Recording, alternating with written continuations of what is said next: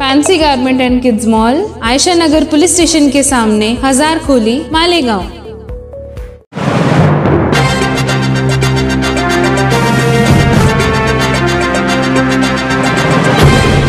देखते रहिए the prime news Abdul Rahman के साथ।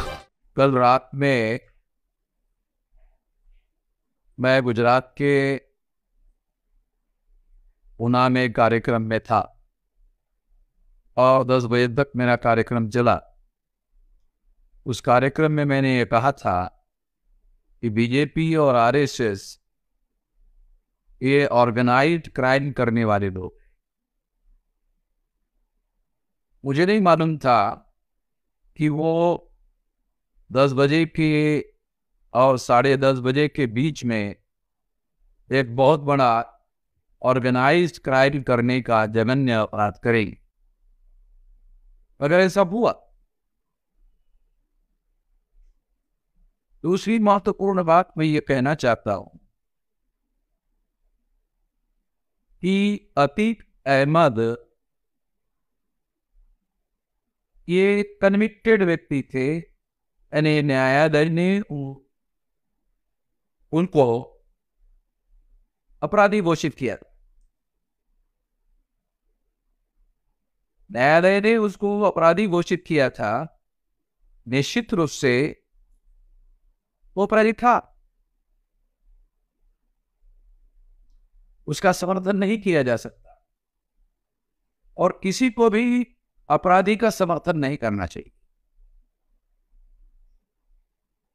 मगर इसमें जो बहुत महत्वपूर्ण और मौलिक सवाल खड़े होते हैं कि जो व्यक्ति जुडिशियल कस्टडी में था उसकी हत्या टाइट सिक्योरिटी में हुई। इसका अर्थ यह है कि टाइट सिक्योरिटी में यह हत्या करवाई गई। जो परिस्थिति जन्य साक्ष्य है उसके आधार पर यही कहा जा सकता है। इसलिए इस सारे एपिसोड में केवल अतीक अहमद की हत्या नहीं हुई। अतीक अहमद की हत्या उतना महत्वपूर्ण मुद्दा नहीं है जितना महत्वपूर्ण मुद्दा संविधान की हत्या करना। देश भी कानून का राज है और कानून और संविधान की शपथ लेकर उत्तर प्रदेश में आरएसएस और भाजपा ने अपनी सरकार बनाई और आदित्यनाथ योगी को मुख्यमंत्री बनाए। जिस संविधान की शपथ लेकर यह सरकार बनाई या आदित्यनाथ मुख्यमंत्री बने, क्या आदित्यनाथ ने उस संविधान की शपथ का उल्लंघन नहीं किया? निश्चित रूप से उसने उल्लंघन किया। आदित्यनाथ ने उल्लंघन किया। मैं ऐसा मानता हूं कि प्रत्येक व्यक्ति को जिस पर आरोप है उसे अपने आप को निर्दोष साबित करने का मौका दिया जाना चाहिए और ये निर्दोष साबित करने का जो मौका है ये कानून और संविधान के दायरे में प्रत्येक नागरिक को उपलब्ध है। ये अधिकार और ये अधिकार जो उपलब्ध है ये कानून और संविधान के दायरे में शासन चलता रहेगा, वो ही उपलब्ध होगा। मगर यहां तो टाइट सिक्योरिटी में और नजदीक में सर के पास बंदूक लगाकर इस तरह से वीडियो दिखाए जा रहे हैं, उसके आधार पर ये योजनाबद्ध तरीके से मर्डर किया हुआ है ऐसा कहा जा सकता है। ये संविधान का उल्लंघन है। दूसरा ये ऑर्गेनाइज क्राइम है। तीसरा ये सवाल खड़ा होता है कि आखिर ये क्यों किया गया। तो मेरा ऐसा मानना है कि 2024 में लोकसभा का चुनाव है और आरएसएस और भाजपा को ऐसा नहीं लगता कि वो तीसरे टर्म के लिए चुनाव जीतने वाले। इस अनिश्चितता की वजह से उन्होंने इस घटना को अंजाम दिया, और जिस तरीके से अंजाम दिया और जिस तरह से सारे देश के चैनल वाले उस लाइव टेलीकास्ट दिखा रहे हैं, सारे देश के लोग उसको देख रहे हैं, रिपीटेडली सारे देश भर में देख रहे हैं। इससे सिद्ध होता है कि ये सारा एपिसोड हिंदू मुसलमान का ध्रुवीकरण करके 2024 के चुनाव में चुनाव जीतने के लिए ये सारा षड्यंत्र किया। इसके पीछे और एक बड़ा षड्यंत्र ये है, SC ST OBC के लोग जब उस सामाजिक रूप से ज्यादा जागृत होते हैं तो वो RSS BJP के विरोध में होते हैं, और जब वो RSS BJP के विरोध में होते हैं तब वो उनको वोट नहीं दे सकते, तो स्वाभाविक रूप से है। SC ST OBC को प्रतिक्रिया में हेतु बनाकर वोट लिया जा सकता है, उसके लिए मुस्लिम के विरोध में कोई बड़ी प्रतिक्रिया निर्माण करना जरूरी होता है।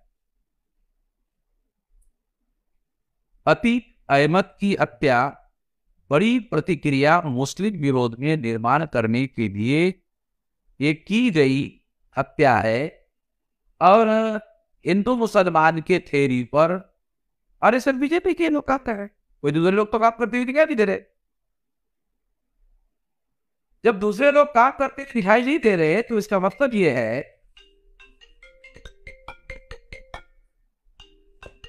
कि ये इस थ्योरी को चलाने वाले लोग ही ऐसा कर रहे हैं।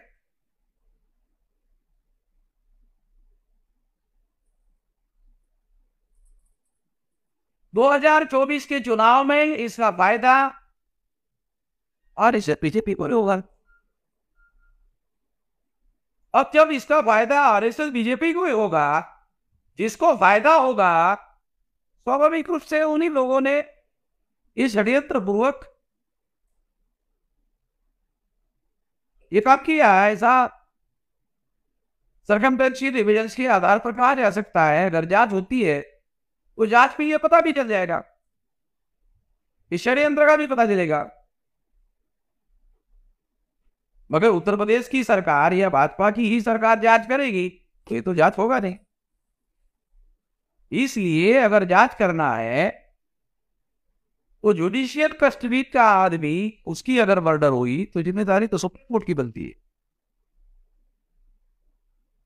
इसलिए सुप्रीम कोर्ट को अपने निगरानी, नियंत्रण और निर्देशन पे इसकी जांच करनी चाहिए, तभी इसकी जांच हो सकती है। और ये जांच जो है कम से कम समय में होनी चाहिए, और कम से कम समय में ये काम किया जाना चाहिए।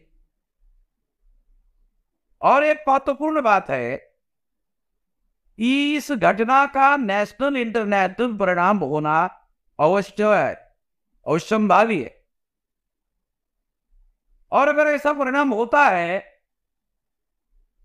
हिंदू मुसलमान की थ्योरी से 14 अगस्त 47 को पाकिस्तान बना, तो आरएसएस बीजेपी के लोग हिंदू मुसलमान के थ्योरी को जिस लेवल तक लेकर जाने की योजना पर काम कर रहे हैं, उससे वो लोग देश विभाजन की षड्यंत्र पर काम कर रहे हैं, ऐसा कहा जा सकता है।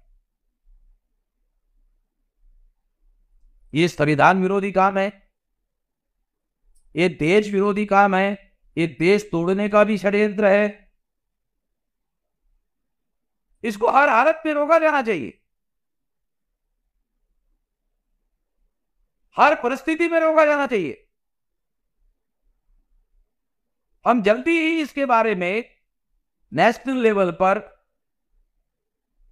बड़ी कोई कार्रवाई, ऑर्गेनाइजेशनल कार्रवाई करने की दिशा में आगे बढ़ेंगे।